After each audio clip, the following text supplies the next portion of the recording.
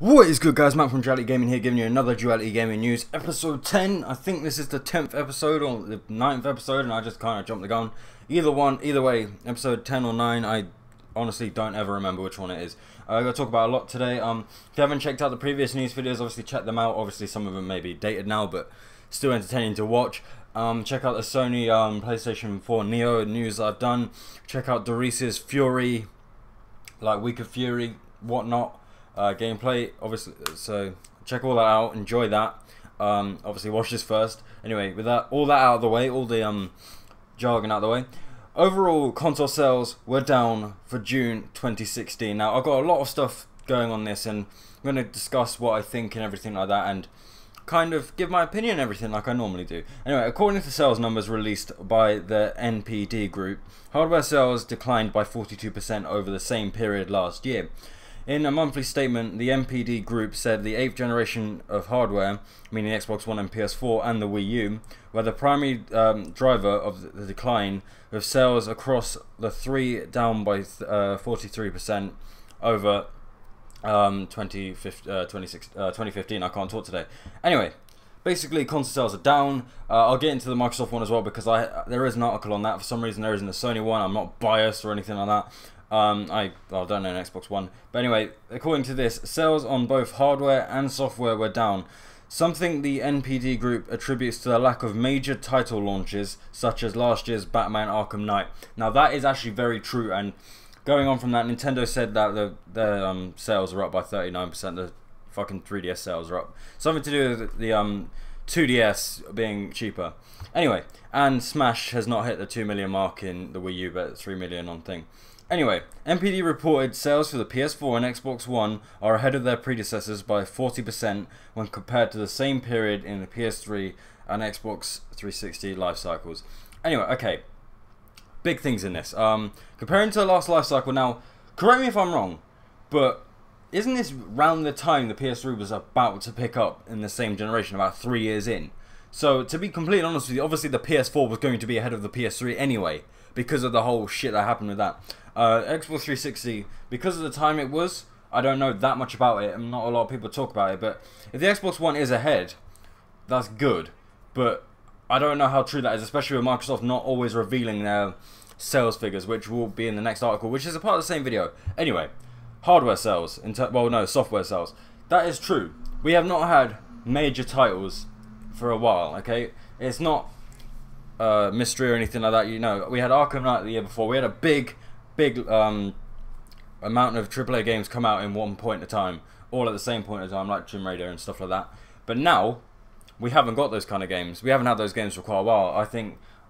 I really can't remember any good game coming out of last year in terms of the holiday season. Now we had Battlefront, that was a flop. We had, I can't remember anything else for some unknown reason. Tomb Raider, that did come out around that time.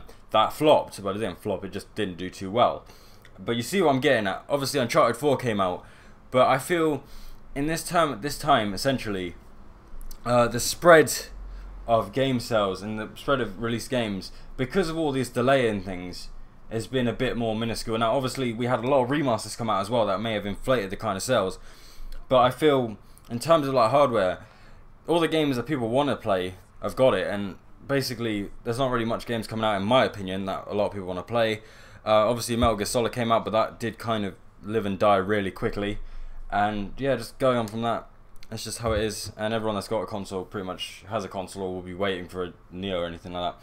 Anyway, in terms of the whole other thing as well, Xbox One hardware revenue has been decreased by 33% at the end of this quarter, so in the end of June. Now Microsoft don't always like talking about their sales figures or anything like that in terms of hardware. They haven't really been doing that, but apparently live has been increasing everything, so that is good. Now probably the what's the word, most passionate one I have, I'm not sure on that actually. A game that was a timed exclusive, something I really hate, and I'm so sorry there is a motorcycle in the background. The thing I really hate, timed exclusives, because it's such an annoying thing. Basically, and what I mean by annoying, so let's say it comes out on Xbox One like Tomb Raider did. It comes out a year before the PS4. Everyone's seen the game. Everyone knows what's going to happen in the game, and basically it's just a cheap way of trying to make people buy that console. but kind of trick them into not have, like, if they already had the PS4.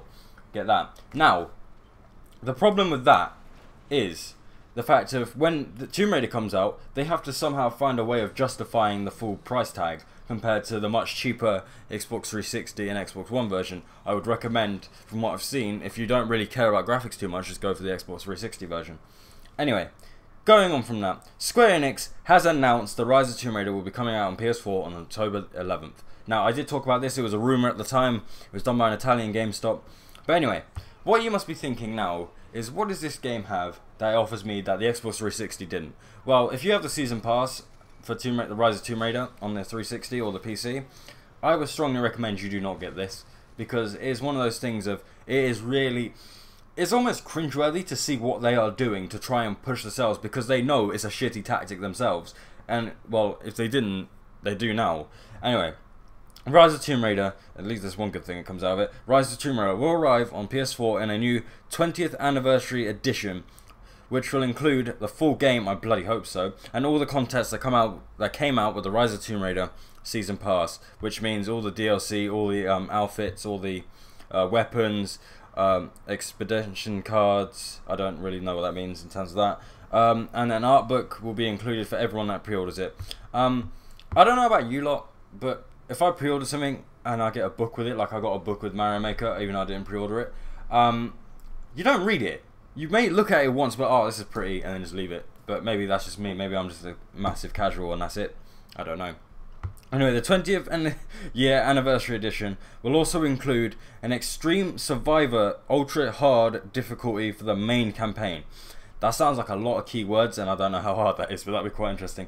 As well as 3 pieces of playable content. The first one, The Blood Ties, a combat-free narrative-focused story in which includes Lara exploring the Croft Manor. Basically, it's a VR game. It's first person, it's a VR game. I don't want to read the rest of that, there's no point. Another one, and now this feels a bit cheap to me personally, but zombie-filled combat chapter, Lara's Nightmare. You fight zombies. You fight zombies in their home. Anyway, and then lastly, endurance mode, in which this actually sounds the most interesting. Basically, you have to keep track of your warmth and your hunger meters, as well as like learning to basically survive. So I like that. That's quite an interesting one. That should be included in the Xbox One. Now, I don't know if the Xbox One actually gets any of these, or the PC gets any of these. But anyway, going on from that. Finally, classic polygon Lara Croft model will be available to play in the expedition modes, as well as a new cold weather outfit inspired by Tomb Raider 3. Anyway, I don't know if it says it here. Anyone who purchased the Rise of Tomb Raider Season Pass on Xbox One or PC will receive all the content above, minus the PSVR support, obviously, for free. Or not, that is not true, on October the 11th. Anyway, I don't know about people that haven't bought it. The content will also be included in the Season Pass, la la la. Anyone who purchases it moving forward, the new content will be made available separately. Anyway, basically, if you didn't get the Season Pass, you're getting fucked over. Everyone that got the Xbox One and the PC, you're getting fucked over. Basically, you need to buy extra bits to this game. It wasn't a full game, apparently. Now, DLC is meant to extend on this, but the fact that this is happening is just a bit funny. I would not like to use the word free in terms of you get these for free, because you buy the game, you buy the Season Pass. That is about 80 quid. That is not free. Last time I checked, spending 80 quid has never been free. Anyway, this is good. I don't like the timed exclusivity. That was the whole point of it. I didn't agree with it, but hey ho, it's interesting. It's coming to the platform. It'll probably look almost identical to the Xbox One, so all you dick like rubbers of Phil Spencer and all that, be happy and rejoice. Anyway, Sony gives new details on PlayStation VR cinematic mode. See how I flowed into that? You had the PSVR like on the Tomb Raider thing, and now you got the PSVR like details. No? Okay. Anyway, Sony Interactive Entertainment of Japan has released a few new details of their soon-to-release virtual reality headset, this PlayStation VR, along with a trailer, and I don't really care. Anyway, you have a small, medium, and large mode in terms of VR like display, and apparently the large display is like a 226 meter theater. So basically, not all things can be VR. Obviously, some of it will just be like you're playing in a theater or something, which is cool. But I don't know if you want to wear that shit on your head while fucking playing a game and it's not supported or anything. In addition, PlayStation VR users will also be able to watch movies and shows with apps like Netflix inside the headset. Now that is cool. I like that. And I'll tell you why I like that in a minute. Anyway, in related news, the PS4 Neo, which is... Anyway, the Neo, there's still no date on the console will be shipped, but the rumor at this point is October. Anyway, if I had to hazard a guess on the Neo, just jumping onto that, if PlayStation VR is coming out on October the 13th, and the Neo was pretty much made for this thing, I would hazard a guess that it would be on the same day or very close to it. But anyway, I like the cinematic mode, that's cool, but the problem is I don't really care for it as much. From what I've heard, the you can't really get the old PS4, so yeah. But the Netflix thing I really do like, and why I like that is because it kind of gives you a cinematic experience at the cost of looking a bit like a twat. Like if I was sitting on my bed and I wanted to watch a movie on the PlayStation VR, I could, but you'd look a bit like a twat. And I just lost my last article, which has made me extremely sad. But anyway, I'll talk about it anyway because you know what? I can do that. Okay. Ubisoft talking about how they love the Nintendo NX. Why do they love the Nintendo NX? They feel it's innovative, which cool.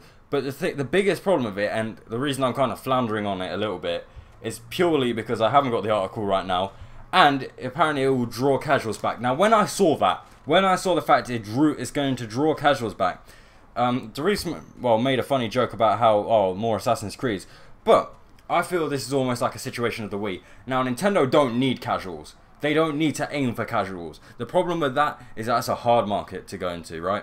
The fact of the matter is everyone has, well, I use the term everyone in a very loose way. Everyone in the developing world that has some form of income, not developing, the developed countries, probably have a smartphone that can run Cut the Rope, Doodle Jump, Angry Birds, what have you, Flappy Bird for all I care, right? So for Nintendo to target that, the people that kind of just want to go out and play on their phones and don't really give a shit, the thing that the Wii achieved, which it sounds like they're trying to achieve again, I don't think it's going to happen. Honestly, in this day and age, I think casual, in terms of like tablets and phones, I don't think Nintendo has a place for casual gaming, honestly, in terms of that. They should be aiming for the hardcore people. That's what Sony and Microsoft have done. You can try and aim for the casuals, and Microsoft did it, and guess what happened? There's no more Kinect, right? The casual market is a hard market to crack, and the fact that Nintendo is doing that is worrying. I feel we're going to get another repeat of the Wii U with the NX. Now that's going to sound bad, and I really hope I'm wrong on that, because I do want the NX, and I want it, and I don't even know what the fuck it is. But anyway, let me go into the quote to kind of give some validity to things, because I've actually got the article now. Instead of being bothered to edit the video, I just went and did it halfway through talking. On the NX, what we seen is really great, Gilmont said. We think having a new machine coming in is going to help the industry to continue to grow and take a lot more casual players coming back to the industry. Well, I messed that up, but still. We're really excited. Gilmore added about the excitement of the Xbox One S. We are really excited by the Xbox One S because it's going to continue to boot the market sales and bring better graphics, he said. And we will be able to give more immersion to our players. Now, we know that last bit's bullshit.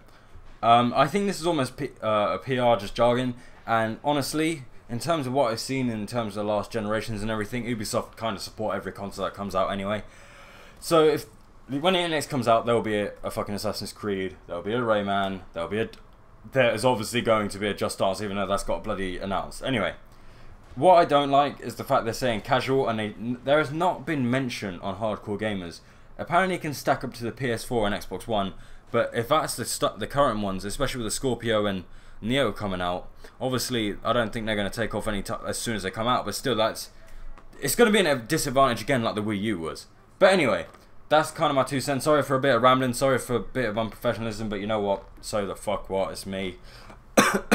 And I am moving soon. I'm now moving on Monday because stuff happened, but you will be getting a video on Sunday, hopefully Tuesday, because that's actually when the broadband guy for my house shows up, so maybe. Anyway guys, if you liked the video, like to dislike it. If you didn't like it, subscribe to the channel. It really does help me get Idris out. Check out the Facebook and check out the Instagram for not so daily updates. And ultimately guys, as I always say, have a nice day.